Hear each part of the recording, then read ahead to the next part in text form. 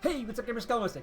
Now that we've covered a basic overview of the new Beastmoon Hunt event, I want to get a little more in-depth, dig a little deeper as it were, and start covering the individual characters that we have here.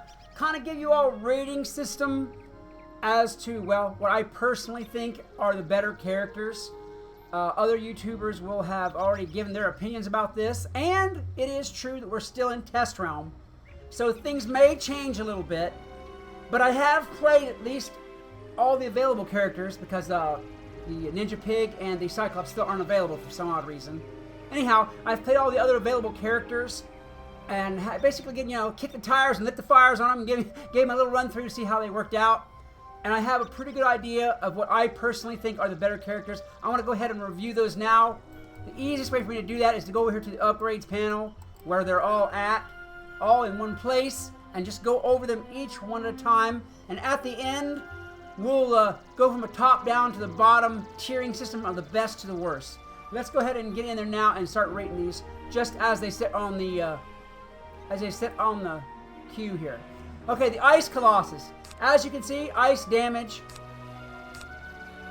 and shielding and bugs. Alright, now I'm just going to go with tier 1 level 1 on these just to give you a basic overview. Of course, a tier 5 whatever is going to be better than a tier 1 something else. Of course. But if you pound for pound, all the same level, all the same thing. Alright, you got level 1, tier 1, shielding friends. Yes, it's good for shielding. It's got a high health limit, which is cool. The pip limit is 0, which means you can go when you're in the combat pick up more pips, which is beautiful. The speed, however. The speed is at a -20, so this guy runs around the arena a lot slower than some of his other compatriots. Let's see. Let's go through some of the treasure cards too. You've got the Aegis of Artemis, which is an extra shield, and add 2 stun block. Oh, somebody just gifted me or something. That's cool. Woohoo! Alright, anyhow, you've got Shielded Beetle, you've got a Sleet Snake, you've basically you've got the ice cards as they sit. They're just named different things, and they've been reworked a little bit to go with the arena. You've also got the free Leave Combat Without Penalty card, if you can actually pull it up. Good luck. And so far as the Ice Colossus goes, on a scale of 1 to 10, I would rate him as a soloist. I would rate him, I'd say about an 8. As part of a team, I'll say also about a 6 to an 8. The shielding is good. He doesn't really do a lot of damage, and he's really slow to get there. So on the field, he's going to be better as a ring combatant than he is going to be as an objective collector, just simply because he's as slow as he is. Alright, so that's going to be his ups and his downs. At the end of this, like I said, I will go ahead and rate these all from top to bottom and see how they stack up. Alright, the Cyclops. We currently can't play him. He is a balance. Tier 1, level 1. He shields a lot and he hits a little bit. He basically rates about like the Ice Colossus does with his hits. He doesn't have anything really super big on tier 1. And he does have a little bit better shielding, but those shields cost more. He's got that same Leave Combat Without Penalty thing, and he's got an extra Scorpion and an extra Beetle here, which is cool. His health is almost as high as the Ice Colossus. His pip limit is 0, and he has also a slow speed. He's basically the Ice Colossus, as far as I'm concerned. Basically the Ice Colossus in balance form. So I'm gonna rate him about the same, 6 to an 8. Even though we can't play him yet, so I can't really tell how he plays. That's kind of tentative as far as that ranking goes. Alright, the Draconian. Now, the Draconian, this bad boy is a surprise, a big surprise in a small package. He's going to have one of the best roles in the arena, which I'm going to get to later when I get to the strategy video. But he's going to have one of the best roles in the arena. He's, unlike out here in the world when he's ordinarily doing myth stuff, or fire stuff, or whatever else, he's going to be life in this. And pulls up a lot of heals, afterlife, like that. That was basically right there a free guardian spirit. So you basically get to have a free guardian spirit each match. You'll be able to throw that back out, and if they kill you, get 200 life back. Pretty cool. He's low on actual aggressive attack hits and low on damage, but those attacks are also pretty low on pip cost. Alright, we got help and heal, health 450, so he's substantially lower than Colossus. He has a pip limit, which kind of sucks, and his speed is normal. This guy's best role is going to be in the combat ring with another player. By himself solo, not so much. Not so much, because 2 players can pound him down before he can heal, faster than he can heal. However, if he's in there as a support character with another player, he's really good. Really good. Another way in which he's really good is in the ring solo as a staller. We'll talk more about that later. On a ranking system, as a solo, I'd give him no more than a 5. As a multiple combatant situation, I'd put him at about an 8 or a 9. As a runaround for objectives, he's got normal speed, so he's got better speed than the other 2, so I would say maybe a 6 or 7. Alright, the Fire Elf. I've got to admit, right now, this one is my personal favorite. So I'm going to try to not be less than objective when I rank him. Okay, the Fire Elf. He's got lots of hits at low cost. Most of the problem with the Fire Elf is that almost all of its hits, except for, I think it's the Beetle, are DOTs. They're damage over time, so you can't really get rid of an opponent fast. You gotta wait for it to happen. That really, he's exploding baddies, which, yeah, he's good for damage. That's what it means. His health is substantially lower than the Colossus and the Cyclops, and even lower than the Draconian. His pip limit is 3, which is alright. His speed is at 20%. Now, I'm thinking they mean plus 20%. They didn't put a negative on here like they did for the other guys, but I'm thinking they mean plus 20% because I've seen this guy fly across the field. As far as a solo combatant, great. 8 or 9. I mean, maybe even 10, but I'd say 8 or 9. Solo combatant, great. Because even though he's got mostly damage over times, if you can throw those beetles out there first and fast, you can get rid of a 1v1 opponent pretty quick and be on about your business. Plus, his speed 20% lets him get around the field fast for objective collecting, and that helps out too. He's as well good in a multiple, a 2v2 or 3v3, etc. situation. In a multiple combatant situation, he's really good too. So this guy, again, I know it sounds like I'm being biased here, but yeah, this guy I would rate probably an 8 to a 10 on just all-around general usefulness. All right, let me go back to the next one here, the Fairy. The Fairy is, oddly enough, another good one. You wouldn't think so. She's got Pill for Health.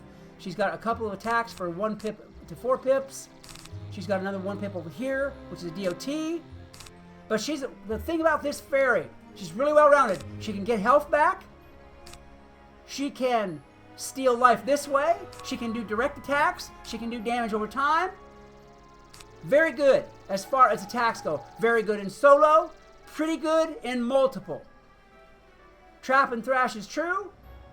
The health, again, kind of low, but better than the Fire Elves. The pip limit is 3, and the speed is plus 20, which means she's not the fastest, but one of the fastest around the arena floor. So again, with a here, again, I would say definitely 8 to 10. Definitely. On the Death Fairy. The Crocomummy. The Crocomummy is another ice. It's basically a... how do I say this? Let me compare here for a minute. Yeah, that's what I was thinking. This is basically a Walmart version. Sorry, it's true. This is a Walmart version of the Ice Colossus. Shielding friends, yeah, he's got some shields, and he's got some of the same attacks, ice attacks that the Colossus has. However, they've lowered his health and increased his speed a little bit. Plus, they've put a pip limit on him, which, So he is definitely not an Ice Colossus. If you like ice, and you like the Ice Colossus style play, and somebody's already taken the Ice Colossus when you get in the arena, make this your second choice. He's again... So if we rate the Ice Colossus as we did, then we're going to rate him maybe a point or two lower. So I'd say, again, around a 6, maybe a 5. Nah, you know what? On a good day with a good player, maybe as high as 7. So let's say 5 to 7.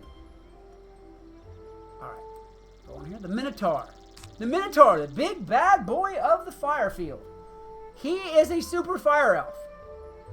Now, he's got some accuracy fails in there, which is cool. A little more versatile than the fire elf. And he's got some big hits in there. The drawback is... Okay, there we go. The drawback is that his speed is normal and his pip limit is 1. So that it takes him a little while to build up power on the field. Solo, he's not all that in a bag of peanuts because, seriously, it takes him a little while to build up the power. He's good with the health, and it kind of helps him out. This guy is much better as a multiple combatant situation. Especially if you get him out there in a spiral where it's a 4v4 fight, and he's got time to build up that power, then he's good to go. His speed is normal, which means he's not as fast as some of the other people out there on the field, even though he is faster than, say, the Ice Colossus. This guy, as far as rating goes, he does have a lot of versatility in his spells. That's true. I'll give him that. He does have a lot of versatility. His speed isn't the worst.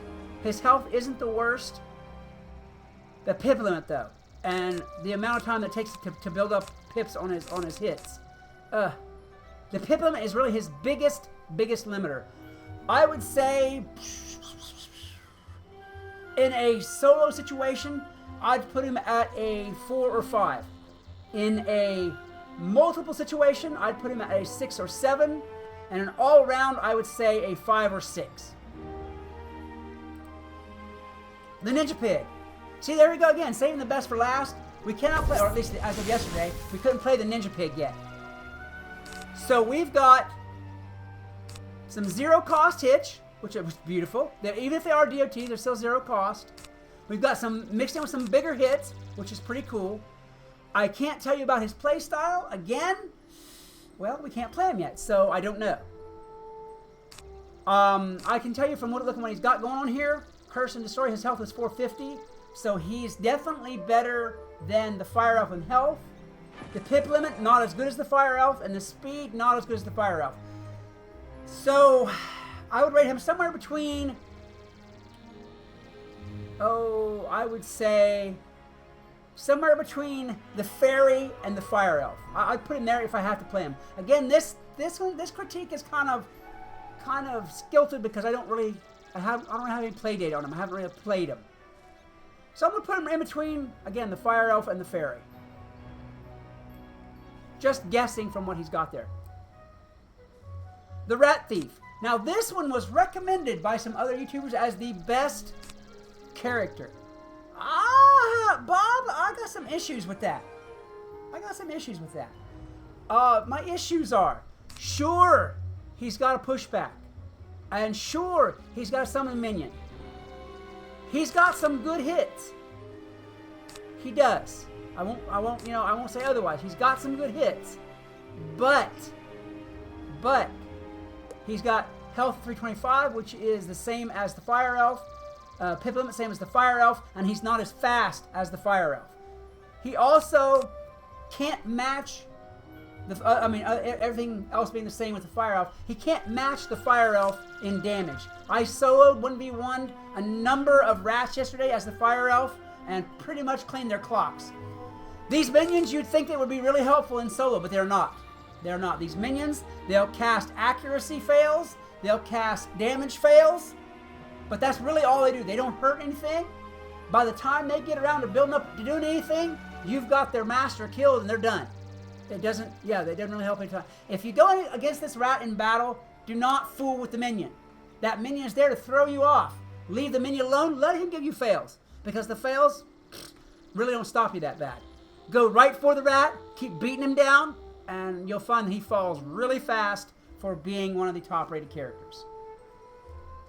On a scale of 1 to 10, I won't say that he's the worst because I don't think that he is. I would, honestly, from what I saw in there, at tier 1, just like this. Mind you, once the tiers get up, it gets a little bit better. But at tier 1, just like you have them here, I'd say I'd put him at a 5 to 6. I know that's probably going to go against a bunch of people's thoughts on the matter and what people have said on the matter, and I'm sorry, but yeah, I beat this rat too much yesterday, and yeah, I beat him too much yesterday and a little bit the day before that to really give him too much more of a ranking than that. All right, let me go back here. The Wolf Warrior, the only storm so far, and I'm shocked by that, the only storm so far, with, oddly, basically basically balanced blades, even though it says storm on the card. Okay, zeros. He's got some +2 blades, which is cool, and he's got the usual attacks. This one's a little bit less than Stormlord ordinarily is, but it's also a lot less damage. Here's the problem with the Stormwolf. Buff and stuff is true.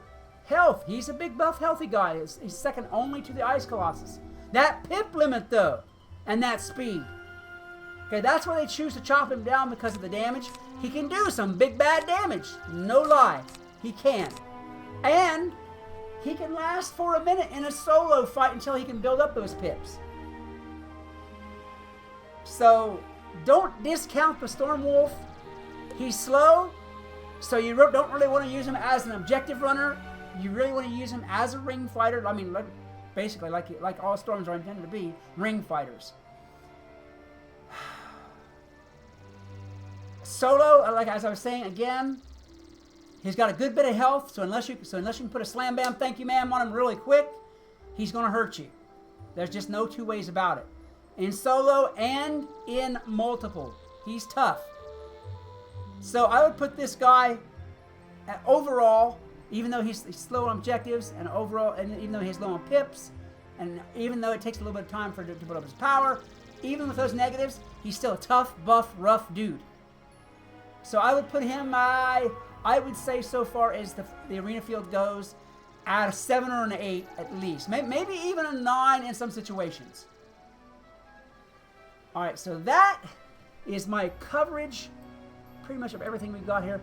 I might come back and revise this once we get the Ninja Pig and the Cyclops actually into the open field. They weren't yesterday, last time I played, so I don't know what's up with that. All right, let me go ahead and get it off of here on this. So, let me go ahead and post these back up here. As a matter of fact, you know what? I'm going to go over here and go to a quieter realm just for a minute.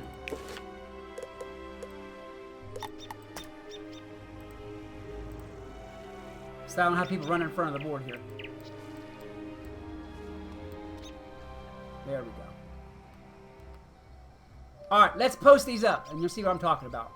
My picks overall are the Fairy at 9, the Elf at 9, the Draconian at 8, the Wolf at 8, the Colossus at 7, and the Rat, Minotaur, and Croc all at 6.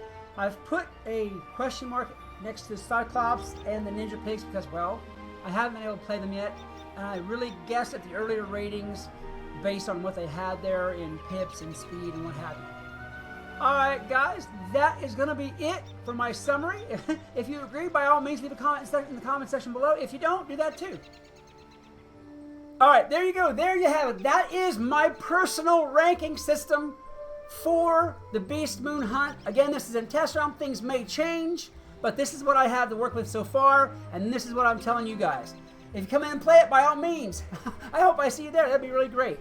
Until next time, this is Skelemystyk reminding you that whatever else you do, always love the game. Hey, what's up, gamers? It's Skelemystyk. Today, in this video, I'm going to be doing a test run, or a trial run, whatever you want to call it, of the new Beastmoon Hunt Arena. What I'm going to do here is go over some strategies and some things that you need to do and pick and be and places you need to go to win this.